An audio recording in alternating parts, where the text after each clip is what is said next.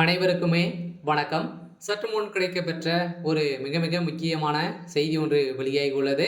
சற்று முன் ஈரோட்டில் திமுக வேட்பாளர் துண்டு துண்டாக வெட்டி கொலை, ஸ்டாலின் அதிர்ச்சி, இது மாதிரி பார்த்தீங்கன்னா செய்திகள் வெளியே இருக்கு.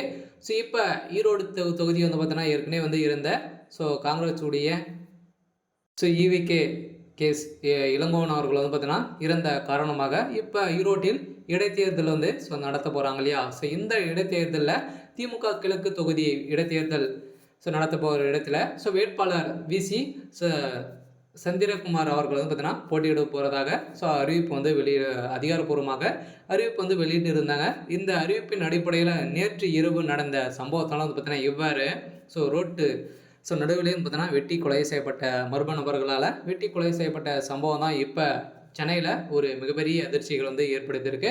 அதனால் ஈரோட்டில் நடந்த சம்பவத்தால் பார்த்தீங்கன்னா இப்போ இந்த இடைத்தேர்தல் பார்த்தீங்கன்னா தடை விதிக்க கோரி ஏற்கனவே இவர் நிற்கக்கூடாது அப்படிங்கிற மாதிரி தடைமனு போட்டிருக்கக்கூடிய நிலையில் பார்த்தீங்கன்னா இப்போ மீண்டும் இவர் நின்ற சம்பவத்தினால தான் இவருடைய உடல்நிலை பார்த்தீங்கன்னா வெட்டி வீசப்பட்ட சம்பவம் பெரும் அதிர்ச்சியை அளிச்சிருக்கு. அதனால் ஈரோடு கிழக்கு தொகுதிக்கு வருகிற பிப்ரவரி 5ஆம் தேதி இடைத்தேர்தல் வரை இருக்கும்.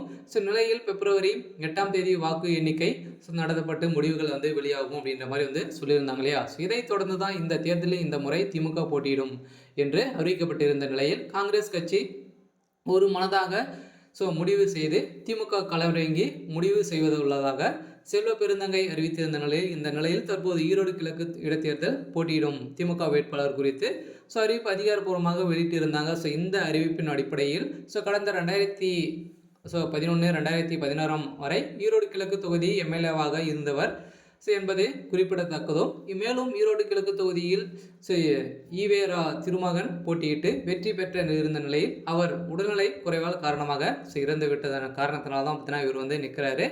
இதை தொடர்ந்து இவர் நின்ற சம்பவத்தால் பார்த்தீங்கன்னா எதிர்கட்சிகள் சரியாக இவர் ஈரோட்டில் இருந்த திமுக வேட்பாளர் விசி சந்திரகுமார் அவர்கள் பார்த்தீங்கன்னா இப்போ வெட்டி கொலை செய்யப்பட்ட சம்பவம் தான் இப்போ திமுகவுடைய பெரும் அதிர்ச்சியை ஏற்படுத்தியிருக்கு. அதனால் இப்போ பெரும் கதிகலங்கு போய் இருக்கக்கூடிய சூழ்நிலையில் திமுகவுடைய தலைமையகம் அதிர்ச்சியில் தான் இருக்காங்க. இருந்தாலும் தமிழக வெற்றி கழகத்தில் என்ன நடக்கும் மீதி இருக்க கட்சிகளால் பார்த்தீங்கன்னா போட்டியிட போகிறதாகவும் சொல்லியிருக்காங்க.